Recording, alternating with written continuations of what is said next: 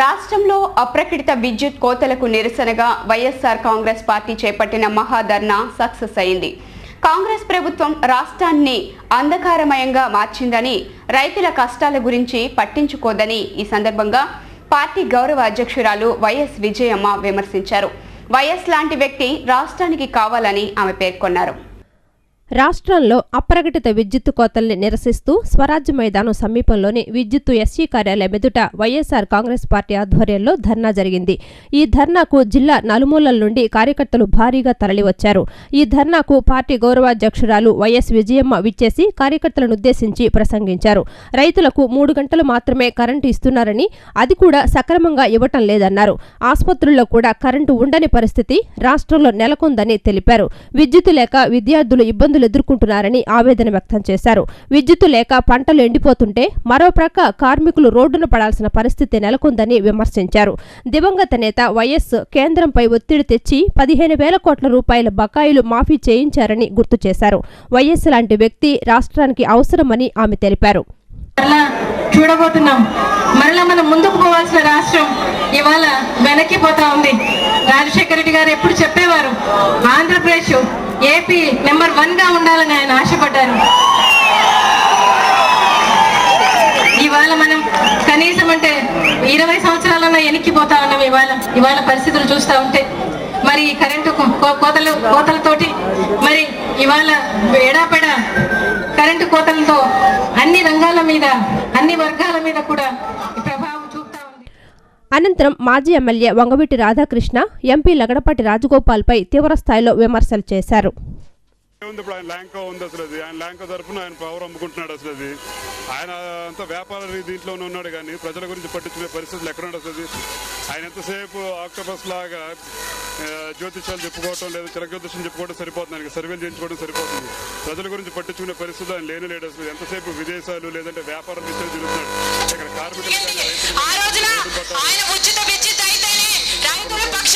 మిగతా ఎవరిని చూసుకుంటుంటే అది కాదు, మిగతా శాసనసభ్యులు కానీ ప్రజాప్రతినిధులు కానీ ఈ విడిగా అడిగితే చెప్తున్నారు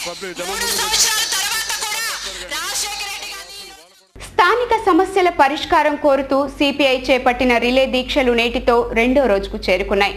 ప్రజా సమస్యల పరిష్కారంలో పాలకులు ఘోర వైఫల్యం చెందారని ఈ సందర్భంగా సిపిఐ రాష్ట్ర నాయకులు ఈడ్పుగంటి నాగేశ్వరరావు విమర్శించారు.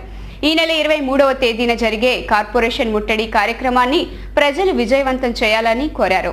స్థానిక సమస్యల పరిష్కారం కోరుతూ సిపిఐ నగర సమితి చేపట్టిన రిలే దీక్షలు 2వ రోజుకు చేరుకున్నాయి.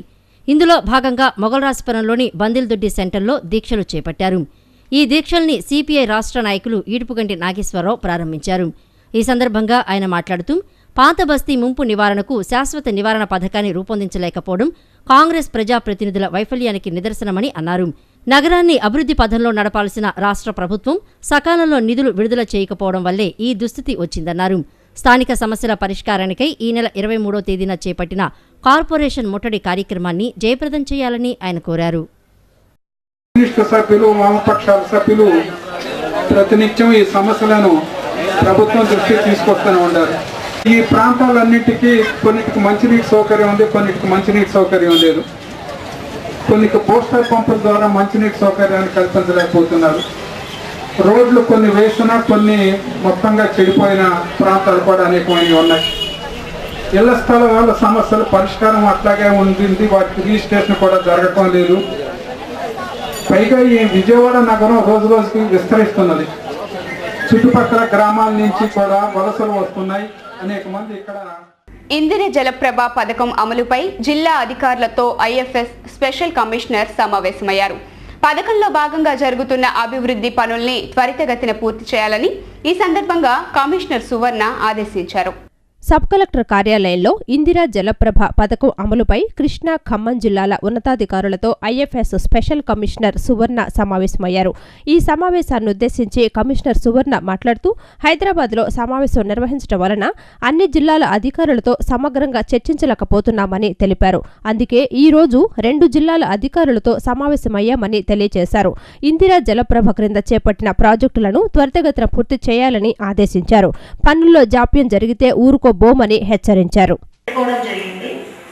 అది కూడాను we did not combine all the districts.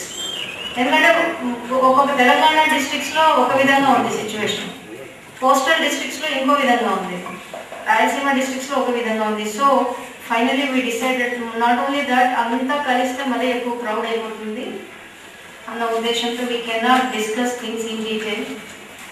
అంటే ఈ యొక్క రీజనల్ మీటింగ్స్ లేదా వర్క్షాప్స్ ఆర్గనైజ్ చేసుకోవడం జరిగింది. It was suppose to be held. ఇప్పుడు కాసేపు ప్రకటనలో